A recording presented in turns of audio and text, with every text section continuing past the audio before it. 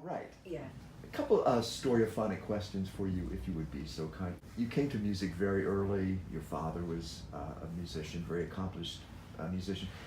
Is there an alternate path? If you were to have taken an alternate vocational path in your life, what would that have been? Absolutely the path that I was originally on, which is to be an actress. Yes. I mean, I still am, but I would have completely, that was my passion. And I was at drama school since I was 10, and then continued to always feel that really was it for me. There's no way I could ever be anything other than an artist. I mean, that's the point. I mean, I can hardly count, for God's sake. But I mean, I'm really not a science type, mathematician type person. I am all about the arts. You know, I went to art school for a year, and so everything that is about expressing myself artistically is second nature to me. The rest of it, I mean, don't ask me to cook. I made a joke about that earlier. I nearly killed my husband and Lee's wife, but one Christmas. I don't think we need to hear any more. It was a valiant effort. It was a valiant effort, and all I had to do was make gravy.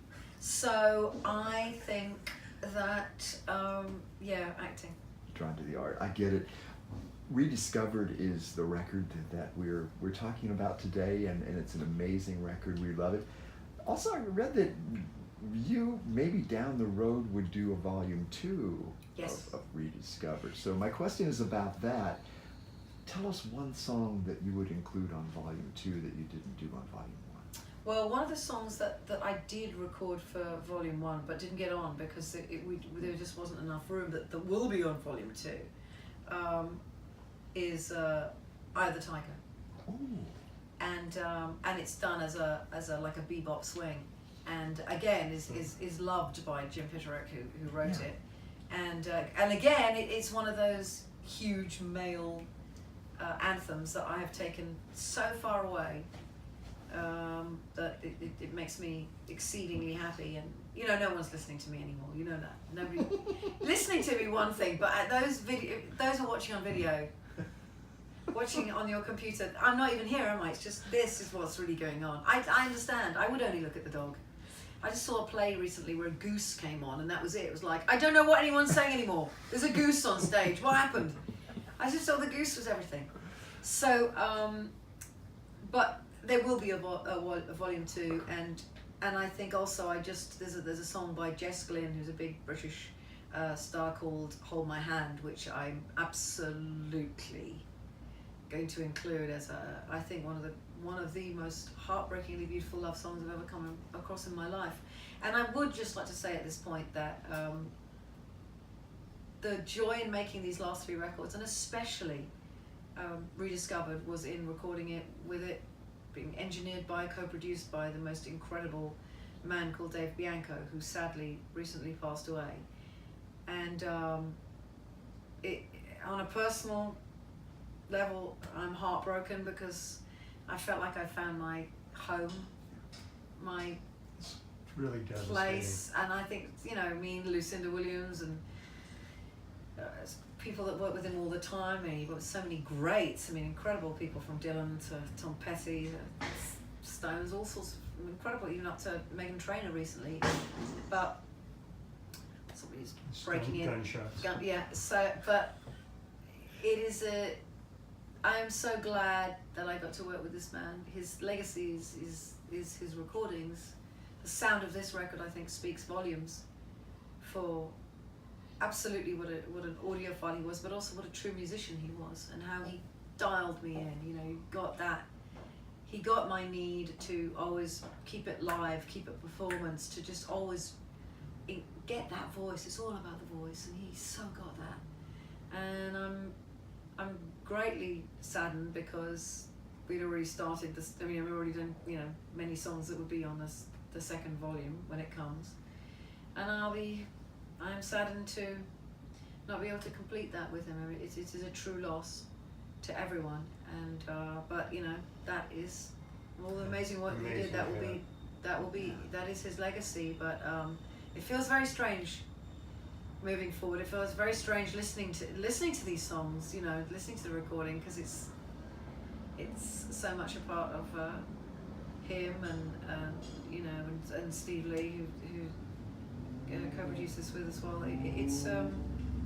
It's a true loss, but I'm like I said, I'm bereft, but I'm just very grateful that I got to do this. I got to have 3 records of my life be, I think,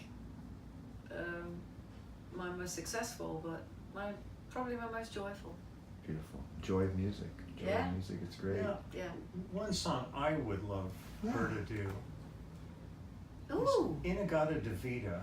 I would love to know what the hell that song is about, and if anybody could ever define it, it would be her. Inagata Devita. Yeah.